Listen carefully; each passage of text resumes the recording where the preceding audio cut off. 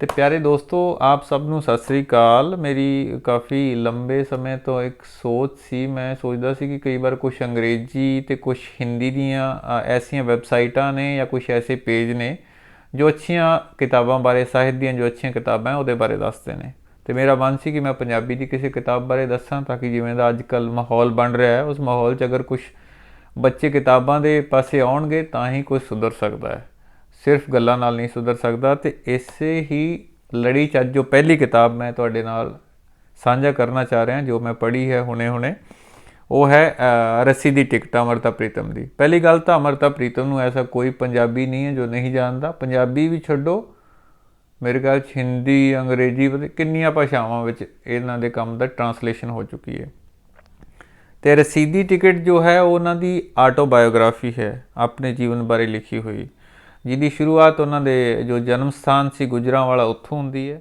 ਅੰਮ੍ਰਿਤਾ ਪ੍ਰੀਤਮ ਜੀ ਦੀਆਂ ਇਹ ਸਤਰਾਂ ਤਾਂ ਮੇਰੇ ਖਿਆਲ 'ਚ ਹਰ ਪੰਜਾਬੀ ਜਾਣਦੇ ਨੇ ਕਿ ਜਦੋਂ ਉਹਨਾਂ ਨੇ ਵੰਡ 'ਤੇ ਲਿਖਿਆ ਸੀ ਕਿ ਅੱਜ ਆਖਾਂ ਵਾਰਿਸ ਸ਼ਾਹ ਨੂੰ ਕਿਤੇ ਕਬਰਾਂ ਵਿੱਚੋਂ ਬੋਲ, ਤੇ ਅੱਜ ਹੁਸਨ ਕਿਤਾਬੇ ਇਸ਼ਕ ਦਾ ਕੋਈ ਅਗਲਾ ਵਰਕਾ ਫੋਲ, ਇੱਕ ਰੋਈ ਸੀ ਧੀ ਪੰਜਾਬ ਦੀ ਤੂੰ ਲਿਖ ਲਿਖ ਮਾਰੇ ਵੈਣ, ਅੱਜ ਲੱਖਾਂ ਧੀਆਂ ਰੋਂਦੀਆਂ ਤੈਨੂੰ ਵਾਰਿਸ ਸ਼ਾਹ ਨੂੰ ਕਹਿਣ, ਉੱਠ ਦਰਦ ਮੰਦਾ ਦਿਆਂ ਦਰਦੀਆ ਆ ਤੱਕ ਆਪਣਾ ਪੰਜਾਬ, ਅੱਜ ਬੇਲੇ ਲਾਸ਼ਾਂ ਵਿਛੀਆਂ ਤੇ ਖੂਨ ਨਾ ਭਰੀ ਚਨਾਬ। ਤੇ ਉਸ ਟਾਈਮ ਵੀ ਉਹਨੂੰ ਕਿਹਾ ਗਿਆ ਸੀ ਕਿ ਤੂੰ, ਇਸ ਕਿਤਾਬ 'ਚ ਇਸ ਚੀਜ਼ ਦਾ ਜ਼ਿਕਰ ਹੈ ਕਿ ਜੋ ਤੂੰ ਕਿਹਨੂੰ, ਵਾਰਿਸ ਸ਼ਾਹ ਨੂੰ ਮੁਖਾਤਿਬ ਕਿਉਂ ਹੋਈ, ਤੈਨੂੰ ਨਾਨਕ ਨੂੰ ਮੁਖਾਤਿਬ ਹੋਣਾ ਚਾਹੀਦਾ ਸੀ, ਗੁਰੂ ਨਾਨਕ ਨੂੰ ਮੁਖਾਤਿਬ ਹੋਣਾ ਚਾਹੀਦਾ ਸੀ। ਕਿਉਂਕਿ ਲੋਕਾਂ ਦੇ ਅੰਦਰ ਸ਼ਾਇਦ ਇਸ ਤਰੀਕੇ ਨਾਲ ਜੋ ਫਿਰਕਾ ਪ੍ਰਸਤੀ ਹੈ ਦਿਮਾਗਾਂ 'ਚ ਸਾਡੇ ਗੰਦਗੀ ਭਰੀ ਹੋਈ ਹੈ, ਉਹਦਾ ਵਿਰੋਧ ਵੀ ਹੋਇਆ। ਕੁਛ ਲੋਕਾਂ ਨੇ ਇਹ ਵੀ ਕਿਹਾ ਕਿ ਸਟਾਲਿਨ ਜਾਂ ਲੈਨਿਨ ਨੂੰ ਮੁਖਾਤਿਬ ਹੋ ਕੇ ਲਿਖਣਾ ਚਾਹੀਦਾ ਸੀ। ਪਰ ਜੋ ਉਹਨਾਂ ਦੀ ਸੋਚ ਸੀ ਉਹਨੂੰ ਬਹੁਤ ਅੱਛੇ ਤਰੀਕੇ ਨਾਲ ਇਸ ਕਿਤਾਬ 'ਚ ਉਹਨਾਂ ਦੱਸਿਆ ਵੀ ਹੈ ਕਿ ਵਾਰਿਸ ਸ਼ਾਹ ਨੂੰ ਕਿਉਂ ਮੁਖਾਤਿਬ ਸੀ। ਇਸ ਤੋਂ ਇਲਾਵਾ ਉਹ ਪੋਇਟਰੀ ਜੋ ਉਹਨਾਂ ਨੇ ਲਿਖਣੀ ਸ਼ੁਰੂ ਕੀਤੀ, ਉਹ ਬੀਜ ਕਿਤੇ ਨਾ ਕਿਤੇ ਉਹਨਾਂ ਤੱਕ ਜੋ ਪਹੁੰਚਿਆ, ਅੰਮ੍ਰਿਤਾ ਜੋ ਇੰਨੀ ਵੱਡੀ ਲਿਖਾਰੀ ਜਾਂ ਰਾਈਟਰ ਬਣੀ, ਉਹ ਉਹਨਾਂ ਦੇ ਪਿਤਾ ਦੇ ਕਾਰਨ ਸੀ। ਪਿਤਾ ਜੋ ਬਾਅਦ 'ਚ ਕਰਤਾਰ ਸਿੰਘ ਦੇ ਨਾਂ ਤੋਂ ਫੇਮਸ ਹੋਏ, ਜੋ ਪਹਿਲਾਂ ਇੱਕ ਨੰਦ ਸਾਧ ਸੀ ਜੋ ਡੇਰੇ 'ਤੇ ਰਹਿੰਦਾ ਸੀ, ਔਰ ਬਹੁਤ ਹੀ ਬਚਪਨ 'ਚ ਹੀ ਉਹਨਾਂ 'ਚ ਇੱਕ ਤਰੀਕੇ ਨਾਲ ਵੈਰਾਗ ਪੈਦਾ ਹੋਇਆ। ਉਹਨਾਂ ਦੀ ਇੱਕ ਜੋ ਭੈਣ ਸੀ, ਉਹਨਾਂ ਦੀ ਮੌਤ ਤੋਂ ਬਾਅਦ ਉਹਨਾਂ 'ਚ ਇੱਕ ਵੈਰਾਗ ਪੈਦਾ ਹੋਇਆ ਔਰ ਉਹ ਬਾਬਾ ਬਣ ਗਏ। ਔਰ ਉਸ ਤੋਂ ਬਾਅਦ ਕਈ ਭਾਸ਼ਾਵਾਂ ਬਾਰੇ ਉਹਨਾਂ ਨੇ ਪੜ੍ਹਿਆ, ਉਹਨਾਂ ਹਿਕਮਤ ਬਾਰੇ ਵੀ ਪੜ੍ਹਿਆ, ਹਕੀਮੀ ਵਗੈਰਾ ਵੀ ਕਰਦੇ ਰਹੇ। ਤੇ ਉਹ ਵਾਰ-ਵਾਰ ਆਪਣੀ ਬੇਟੀ ਨੂੰ ਇਸ ਵਾਸਤੇ ਪ੍ਰੋਤਸਾਹਿਤ ਕਰਦੇ ਰਹੇ ਕਿ ਤੈਨੂੰ ਲਿਖਣਾ ਚਾਹੀਦਾ ਹੈ। ਤੇ ਅੰਮ੍ਰਿਤਾ 'ਚ ਸ਼ਾਇਦ ਉੱਥੋਂ ਹੀ ਸ਼ੁਰੂਆਤ ਹੋ ਗਈ। ਉਹਨਾਂ ਨੂੰ ਜਬਰਨ ਕਹਿੰਦੇ ਸੀ ਕਿ ਤੂੰ ਨਜ਼ਮਾਂ ਲਿਖ ਔਰ ਮੈਨੂੰ ਸੁਣਾ। ਹਾਲਾਂਕਿ ਉਹਨਾਂ ਨੇ ਜ਼ਿਆਦਾਤਰ ਜਿੰਨਾ ਵੀ ਚੀਜ਼ਾਂ ਲਿਖੀਆਂ ਉਹ ਸਾਰੀਆਂ ਧਾਰਮਿਕ ਸੀ, ਪਰ ਅੰਮ੍ਰਿਤਾ ਨੇ ਤਾਂ ਧਾਰਮਿਕ ਤਾਂ ਨਹੀਂ, ਬਾਕੀ ਸਮਾਜ ਨਾਲ ਜੁੜੀਆਂ ਹੋਈਆਂ ਜੋ ਮਨੁੱਖੀ ਮਨਾਂ ਦੀਆਂ ਡੂੰਘੀਆਂ ਤਹਿਾਂ 'ਚ ਜੋ ਚੀਜ਼ਾਂ ਢਕੀਆਂ ਹੋਈਆਂ ਉਹਨਾਂ ਬਾਰੇ ਵੀ ਲਿਖਿਆ। ਕੰਟਰੋਵਰਸ਼ੀਅਲ ਵੀ ਰਹੀ, ਬਹੁਤ ਸਾਰੀਆਂ ਕੰਟਰੋਵਰਸੀ ਇਹਦੇ ਵਿੱਚ ਵੀ ਹੈ। ਇੱਕ ਕੰਟਰੋਵਰਸੀ ਗੁਰੂ ਨਾਨਕ ਦੇ ਜਨਮ ਦੇ ਬਾਰੇ, ਜਦੋਂ ਮਾਤਾ ਤ੍ਰਿਪਤਾ ਦੇ ਉਹ ਗਰਭ ਸੀ, ਉਹਦੇ ਬਾਰੇ ਕਵਿਤਾ ਉਹਨਾਂ ਨੇ ਲਿਖੀ, ਉਹਦੇ 'ਤੇ ਵੀ ਬਹੁਤ ਕੰਟਰੋਵਰਸੀ ਹੋਈ ਉਸ ਟਾਈਮ। ਔਰ ਇਸ ਕਿਤਾਬ ਨੂੰ ਇਸ ਕਰਕੇ ਵੀ ਪੜ੍ਹਨਾ ਚਾਹੀਦਾ ਹੈ ਕਿ ਜਦੋਂ ਉਹ ਇੱਕ ਕੋਈ ਵੀ ਕਵੀ ਹੈ ਜੋ ਕਵਿਤਾਈ ਕਰਦਾ ਹੈ, ਜੋ ਵੀ ਲਿਖਾਰੀ ਹੈ, ਕੋਈ ਵੀ ਹਰ ਕੋਈ ਲਿਖਾਰੀ ਸੈਂਸਿਟਿਵ ਹੁੰਦਾ ਹੈ। ਤੇ ਉਹਦੀ ਸੈਂਸਿਟਿਵਿਟੀ ਦੀ ਝਲਕ ਸਭ ਤੋਂ ਪਹਿਲਾਂ ਉਦੋਂ ਮਿਲਦੀ ਹੈ ਜਦੋਂ ਅੰਮ੍ਰਿਤਾ ਪਹਿਲੀ ਬਗਾਵਤ ਆਪਦੀ ਨਾਨੀ ਨਾਲ ਕਰਦੀ ਹੈ। ਉਹ ਦੇਖਦੀ ਹੈ ਕਿ ਕਿਚਨ 'ਚ ਗਿਲਾਸ ਰੱਖੇ ਹੋਏ ਹੈ, ਕੁਛ 4 ਜਾਂ 5 ਗਿਲਾਸ ਰੱਖੇ ਹੋਏ ਹੈ। ਗਿਲਾਸ ਹਮੇਸ਼ਾ ਰਸੋਈ ਦੇ ਦੂਜੇ ਭਾਂਡਿਆਂ ਤੋਂ ਅੱਡ ਹੀ ਰਹਿੰਦੇ ਨੇ। ਇਹ ਉਦੋਂ ਉਤਰਦੇ ਨੇ ਜਦੋਂ ਉਹਦੇ ਜੋ ਪਿਤਾ ਹੈ, ਉਹਦੇ ਦੋਸਤ, ਕੋਈ ਮੁਸਲਮਾਨ ਦੋਸਤ ਆਉਂਦੇ ਨੇ। ਤੇ ਇਸ ਚੀਜ਼ ਤੋਂ ਉਹ ਬਹੁਤ ਛੋਟੀ ਹੈ, ਉਹਨੂੰ ਲੱਗਦਾ ਹੈ ਕਿ ਇਹ ਗਲਤ ਹੈ। ਤੇ ਉਹ ਇੱਕ ਦਿਨ ਬਗਾਵਤ ਕਰ ਦਿੰਦੀ ਹੈ ਕਿ ਮੈਂ ਇਸੇ ਗਲਾਸ 'ਚ ਪੀਊਂਗੀ ਜੋ ਵੀ ਪਾਣੀ ਜਾਂ ਦੁੱਧ ਜੋ ਵੀ ਇਹਦੇ 'ਚ ਪੀਊਂਗੀ। ਨਾਨੀ ਕਾਫੀ ਜਿੱਦ ਕਰਦੀ ਹੈ। ਉਸ ਤੋਂ ਬਾਅਦ ਉਹਦੇ ਪਿਤਾ ਤੱਕ ਗੱਲ ਪਹੁੰਚਦੀ ਹੈ, ਜਿਹਨੂੰ ਸ਼ਾਇਦ ਇਸ ਚੀਜ਼ ਦਾ ਪਹਿਲਾਂ ਅੰਦਾਜ਼ਾ ਨਹੀਂ ਸੀ ਕਿ ਉਹਦੀ ਜਿਹੜੀ ਮਤਲਬ ਕਿ ਸੱਸ ਹੈ ਜਾਂ ਅੰਮ੍ਰਿਤਾ ਦੀ ਜੋ ਨਾਨੀ ਹੈ ਉਹ ਇਹ ਕੰਮ ਕਰਦੀ ਹੈ। ਉਸ ਤੋਂ ਬਾਅਦ ਉਹ ਗਿਲਾਸ ਹਮੇਸ਼ਾ ਲਈ ਉਸ ਰਸੋਈ 'ਚੋਂ ਚੱਕੇ ਗਏ। ਇਸ ਤੋਂ ਪਤਾ ਲੱਗਦਾ ਹੈ ਕਿ ਉਹ ਬਹੁਤ ਹੀ ਸੈਕੂਲਰ ਸੋਚ ਦੀ ਮਾਲਕ ਸੀ। ਔਰ ਇਸ ਤੋਂ ਬਾਅਦ ਚਾਈਲਡ ਸਾਈਕੋਲੋਜੀ ਬਾਰੇ ਵੀ, ਜਾਂ ਬਾਲ ਮਨੋਵਿਗਿਆਨ ਜੋ ਹੈ, ਲਿਖਦੀ ਹੈ ਕਿ ਇੱਕ ਦਿਨ ਬੇਟਾ ਮੇਰੇ ਕੋਲ ਆਇਆ ਅਤੇ ਮੈਨੂੰ ਪੁੱਛਣ ਲੱਗਿਆ ਕਿ ਤੁਸੀਂ ਇਸ ਚੀਜ਼ 'ਤੇ ਵੀ ਲਿਖੋਗੇ ਕਿ ਜਦੋਂ ਪਰਿਵਾਰ ਟੁੱਟਦੇ ਨੇ ਔਰ ਉਸ ਪਰਿਵਾਰ 'ਚ ਜੋ ਬੱਚੇ ਹੁੰਦੇ ਨੇ ਉਹਨਾਂ ਦੇ ਮਨਾਂ 'ਤੇ ਕੀ ਬੀਤਦੀ ਹੈ। तो उस संवेदनशीलता ਨੂੰ ਵੀ ਉਹਨੇ ਲਿਖਣ ਦੀ ਕੋਸ਼ਿਸ਼ ਕੀਤੀ ਹੈ ਕਿ ਜਿਵੇਂ ਉਹਨਾਂ ਦਾ ਆਪਣੇ ਜੋ ਪਤੀ ਨਾਲ ਜਾਂ ਹਸਬੈਂਡ ਨਾਲ ਉਹ ਵਿਆਹ ਨਹੀਂ ਚੱਲ ਪਾਇਆ, ਜੋ ਬਹੁਤ ਬਚਪਨ ਸੀ ਉਹਨਾਂ ਦੀ ਮਾਂ ਕਿਤੇ ਮਿੱਥ ਗਈ ਸੀ ਔਰ ਬਾਅਦ 'ਚ ਪਿਤਾ ਨੇ ਕਿਹਾ ਕਿ ਨਹੀਂ ਇਹ ਵਿਆਹ ਤਾਂ ਕਰਨਾ ਹੀ ਪਊਗਾ, ਔਰ ਵਿਆਹ ਦੋ ਲੋਕਾਂ ਦਾ ਹੋਇਆ ਜਿਨ੍ਹਾਂ ਦੇ ਵਿਚਾਰ ਆਪਸ 'ਚ ਨਹੀਂ ਮਿਲਦੇ ਸੀ। ਉਹਦੇ ਬਾਰੇ ਜ਼ਿਆਦਾ ਜ਼ਿਕਰ ਨਹੀਂ ਹੈ, ਬਹੁਤ ਘੱਟ ਜ਼ਿਕਰ ਹੈ। ਔਰ ਜ਼ਿਕਰ ਹੈ ਜਿਨ੍ਹਾਂ ਬਾਰੇ ਉਹ ਸਾਹਿਰ ਲੁਧਿਆਣਵੀ ਹੈ, ਜਿਨ੍ਹਾਂ ਨੂੰ ਉਹ ਬਹੁਤ ਪਸੰਦ ਕਰਦੇ ਸੀ, ਲੇਕਿਨ ਇੱਕ ਬੰਧਨ 'ਚ ਵੀ ਬੰਧਨਾ ਚਾਹੁੰਦੇ ਸੀ ਪਰ ਨਹੀਂ ਹੋ ਪਾਇਆ। ਉਹ ਕਿਉਂ ਨਹੀਂ ਹੋ ਪਾਇਆ, ਉਸ ਵਾਸਤੇ ਕਿਤਾਬ ਪੜ੍ਹਨੀ ਪਏਗੀ। ਉਸ ਤੋਂ ਬਾਅਦ ਇੱਕ ਹੋਰ ਕਰੈਕਟਰ ਆਉਂਦਾ ਇਮਰੋਜ਼, ਜਿਹਦਾ ਵੀ ਜ਼ਿਕਰ ਇਸ ਕਿਤਾਬ 'ਚ ਹੈ।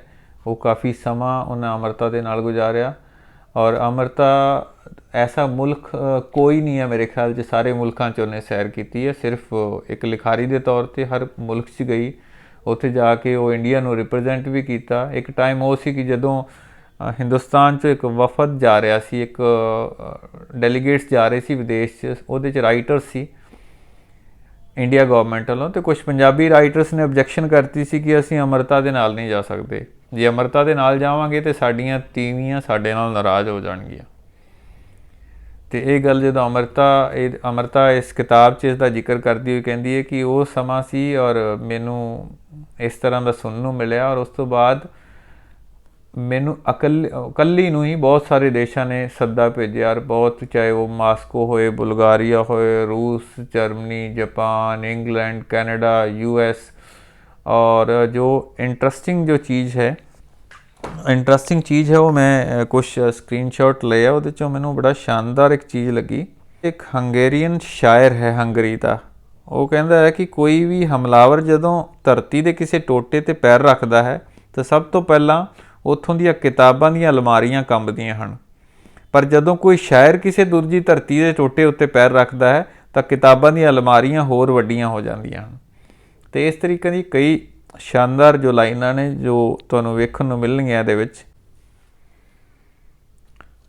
ਇਸ ਕਿਤਾਬ 'ਚ ਹੋਰ ਵੀ ਬਹੁਤ ਰੁਚੀਕਰ ਚੀਜ਼ਾਂ ਨੇ, ਜਿਨ੍ਹਾਂ 'ਚ ਮੈਨੂੰ ਸਭ ਤੋਂ ਜ਼ਿਆਦਾ ਜੋ ਪਸੰਦ ਹੈ ਉਹ ਇੱਕ ਯੂਗੋਸਲਾਵੀਆ ਦੇ ਸਤਰੂਗਾ ਸ਼ਹਿਰ ਦੀ ਹੈ, ਜਿਹਦੇ 'ਚ ਅਮਰਤਾ ਲਿਖਦੀ ਹੈ ਕਿ ਇੱਕ ਦਰਿਆ ਹੈ ਦਰਿਮ, ਉਹਦਾ ਪੁਲ ਹੈ, ਔਰ ਉਸ ਪੁਲ 'ਤੇ ਉਸ ਅੱਡ ਦੇਸ਼ਾਂ ਤੋਂ ਜੋ ਲਿਖਾਰੀ ਆਉਂਦੇ ਨੇ ਉਹ ਆਪਣੀ ਆਪਣੀ ਰਚਨਾਵਾਂ ਉਸ ਪੁਲ 'ਤੇ ਖੜ੍ਹੇ ਹੋ ਕੇ ਉਹਨੂੰ ਰਚਨਾ ਨੂੰ ਸੁਣਾਉਂਦੇ ਨੇ, ਅਤੇ ਪੁਲ ਦੇ ਦੋਨਾਂ ਕਿਨਾਰਿਆਂ 'ਤੇ ਦਰਸ਼ਕ ਬੈਠ ਕੇ ਉਸ ਕਵਿਤਾ ਜਾਂ ਉਹਨਾਂ ਕਵਿਤਾਵਾਂ ਦਾ ਆਨੰਦ ਮਾਣਦੇ ਨੇ, ਔਰ ਕੁਛ ਦਰਸ਼ਕ ਬੇੜੀਆਂ 'ਤੇ ਉਸ ਦਰਿਆ ਦੇ ਵਿੱਚ ਤਰਦੇ ਹੋਏ, ਜਿਵੇਂ ਲੋਕਾਂ ਨੇ ਪੈਰਿਸ ਜੋ ਗਏ ਆ ਉਹਨਾਂ ਨੂੰ ਪਤਾ ਹੈ ਕਿ ਆਈਫਲ ਟਾਵਰ ਦੇ ਸਾਹਮਣੇ ਇੱਕ ਜੋ ਪਾਣੀ ਦਾ ਜੋ ਨਦੀ ਜੀ ਲੰਘਦੀ ਹੈ ਉਹਦੇ ਵਿੱਚ ਵੀ ਇਸ ਤਰ੍ਹਾਂ ਬੇੜੀਆਂ ਵਗੈਰਾ ਚੱਲਦੀਆਂ ਰਹਿੰਦੀਆਂ ਨੇ, ਉਸ ਤਰ੍ਹਾਂ ਹੀ ਉਹ ਦਰਿਆ ਦੇ ਵਿੱਚ ਬੇੜੀਆਂ 'ਤੇ ਬਹਿ ਕੇ ਸੁਣਦੇ ਨੇ ਜਾਂ ਦੋਨਾਂ ਸਾਈਡ 'ਤੇ। ਔਰ ਜਦੋਂ ਵੀ ਕੋਈ ਵੀ ਲਿਖਾਰੀ ਆਪਣੀ ਰਚਨਾ ਪੇਸ਼ ਕਰਦਾ ਹੈ, ਉਹ ਜਿਹੜੇ ਵੀ ਦੇਸ਼ ਦਾ ਹੋਏ ਉਸ ਦੇਸ਼ ਦਾ ਝੰਡਾ ਉੱਥੇ ਝੂਲਦਾ ਹੈ।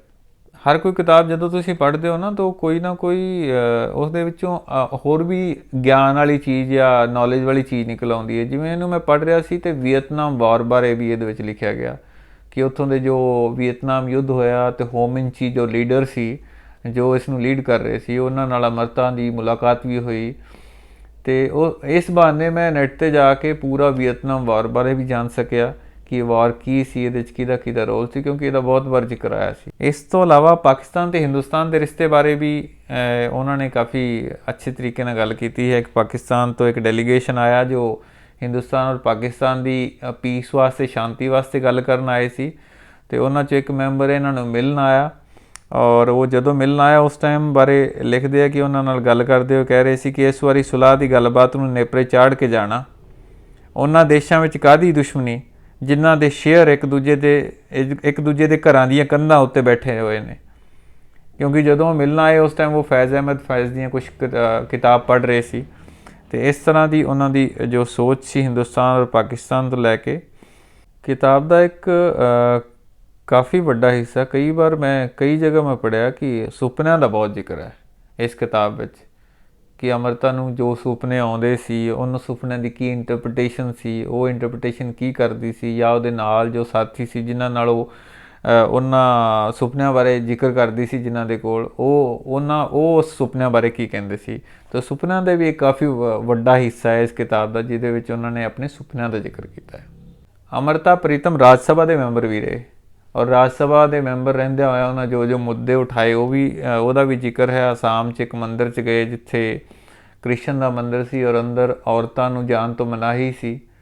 ਉਹਨਾਂ ਨੇ ਜੋ ਪੁਜਾਰੀ ਨਾਲ ਇਹ ਵੀ ਗੱਲਬਾਤ ਵੀ ਕੀਤੀ ਕਿ ਕ੍ਰਿਸ਼ਨ ਤੋਂ ਅੰਦਰ ਹੈ ਔਰ ਰਾਧਾ ਬਾਹਰ ਖੜੀ ਹੈ, ਲੇਕਿਨ ਉਸ ਦੇ ਬਾਵਜੂਦ ਵੀ ਉਹਨਾਂ ਦੀ ਗੱਲ ਨੂੰ ਨਹੀਂ ਮੰਨਿਆ ਗਿਆ। ਤਾਂ ਇਸ ਕਰਕੇ ਇਹ ਜਿਹੜੀ ਕਿਤਾਬ ਹੈ ਰਸੀ ਦੀ ਟਿਕਟ, ਇਹ ਪੜ੍ਹਨੀ ਜ਼ਰੂਰੀ ਹੈ। ਔਰ ਜੋ ਹਿੰਦੀ ਭਾਸ਼ੀ ਮੇਰੇ ਦੋਸਤ ਹੈ ਉਹਨਾਂ ਨੂੰ ਮੈਂ ਕਹਿ ਦੇਵਾਂ, ਇਹ ਹਿੰਦੀ 'ਚ ਵੀ ਅਵੇਲੇਬਲ ਹੈ, ਹਿੰਦੀ ਵਿੱਚ ਵੀ ਇਹ ਕਿਤਾਬ ਹੈ, ਇਹਨੂੰ ਪੜ੍ਹਨਾ ਜ਼ਰੂਰ ਚਾਹੀਦਾ ਹਰ ਜ਼ੁਬਾਨ ਦੇ ਆਦਮੀ ਨੂੰ। ਧੰਨਵਾਦ।